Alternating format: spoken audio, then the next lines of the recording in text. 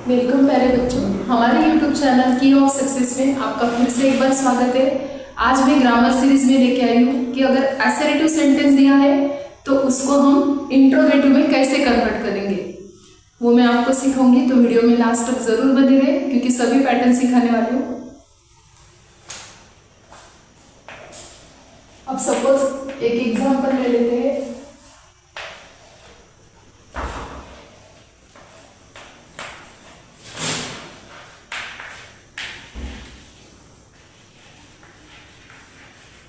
Siya is my daughter.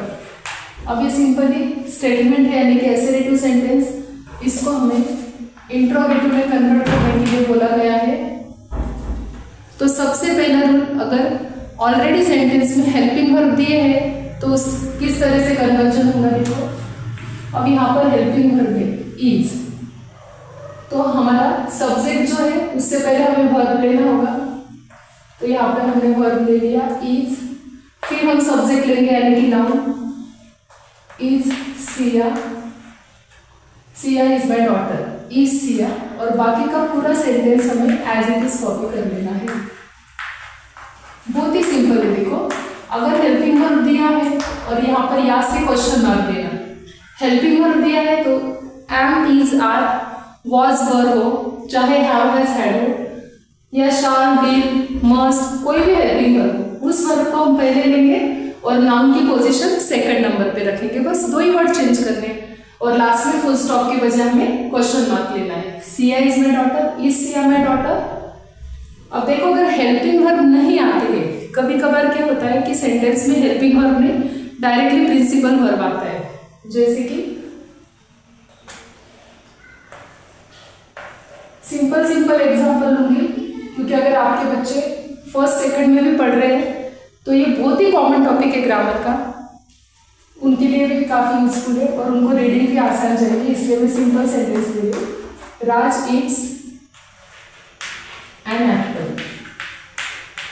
अब पहले वाले सेंटेंस में तो इज था, जैसे कि मैंने बताया कि हेल्पिंग वर्ब में एम आओ, चाहे इज आओ, आर आओ, वाज वर आओ, हैव हैज हैड आओ, या कोई भी हेल्पिंग वर्ब आओ।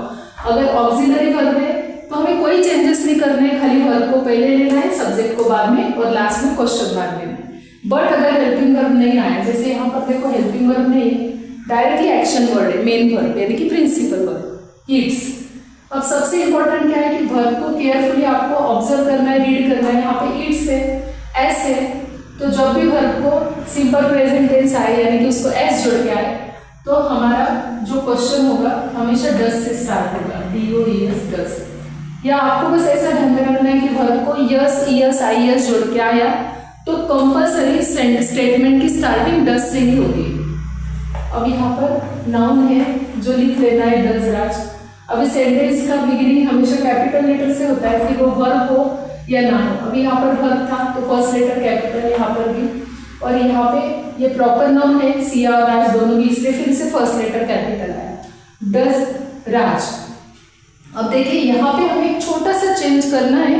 अगर ये चेंजेस तुमने किए तो 100% आंसर एक्यूरेटली आएगा। अब जैसे यहाँ पर वर्ब को यस जोड़ के आया है पर हमने डज में भी यस जोड़ा, तो बच्चों ध्यान में रहे कि हमेशा यस एक साथ नहीं आते। अगर पेरेंट्स वीडियो देख रहे हो, बच्चों को एक्सप्लेन करना चाहते हो सिंपल वे से, तो उन्हें भी आप एक रूल ध्यान से बताना कि जब भी वर्ब को यस जोड़ के आए तो हम डज लेंगे। और दूसरा इंपॉर्टेंट ये चेंज करना है कि अगर यहाँ पर एस जोड़ के आता भी है तो जब भी हम डज लेंगे तो यहाँ का एस हम स्किप कर देंगे, क्योंकि हमने ऑलरेडी डज में एस लिया है, दो एस कभी भी साथ में नहीं आ सकते। Does Raj eat and Apple, और क्वेश्चन पूछना है इसलिए क्वेश्चन मार्क देना है हमें फुल स्टॉप के बजाय। अब हेल्पिंग वर्ब आए तो क्या करना, वर्ब को यस यस जोड़ के आए तो क्या करना। अब वीडियो में बने रहे कि हमें डू और डिड कब यूज करना है, वो भी मैं आपको साथ साथ ही सिखा देती हूँ, यानी एक टॉपिक एक चैप्टर एक साथ क्लियर हो जाएगा। अब देखिए, अगर यहाँ पर ऐसा सेंटेंस आया प्रोनाउन के साथ, दे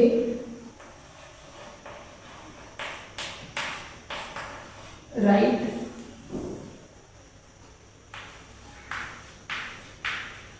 essays, अब कोई बच्चे ऐसे कंपटीशन हो रहा है, वो ऐसे लिख रहे हैं, अभी दे प्लूरल नाउन है, इसलिए हम यहाँ पर यस नहीं जोड़ेंगे और जानबूझ के सेंटेंस लिया है क्योंकि डज का तो मैं ऑलरेडी बता चुकी हूँ।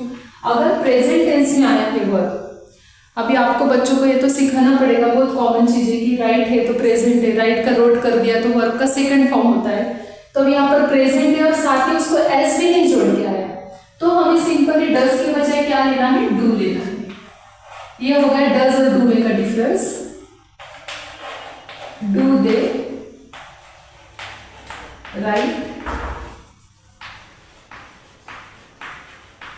एसेज, और यहाँ पे सिंपली क्वेश्चन मार्क लेना है।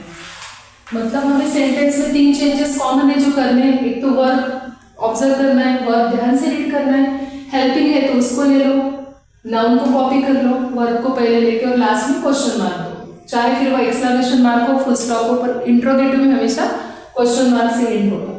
अगर यहाँ पे प्रिंसिपल वर्ब प्रेजेंट फॉर्म में आया है पर उसको यस नहीं जोड़ के आया, यस यस आई यस जो भी है, तो हमने डू लिया। और लास्ट अब देखो अगर पास्ट फॉर्म में कुछ आता है, जैसे कि देखो पास्ट में एक सेंटेंस बता देती हूँ मैं,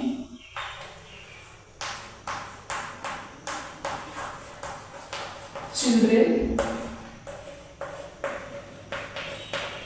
प्लेड क्रिकेट।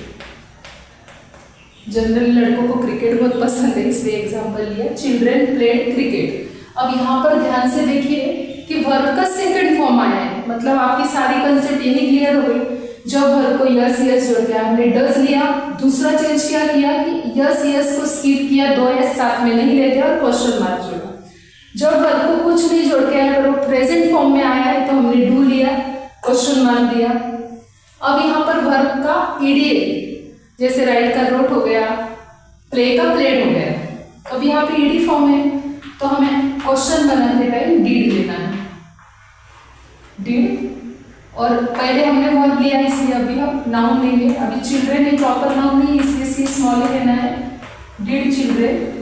जैसे मैंने आपको बताया कि 2 एस साथ में नहीं आ सकते, डज लिया तो हमने इट्स में का स्किप किया, वैसे ही मैं आपको एक इंपॉर्टेंट रूल बता रही हूँ कि 2 पास्ट यानी कि हिंदी में 2 भूत कभी साथ में नहीं आते, 2 पास्ट टेंस कभी भी साथ में नहीं आ सकते।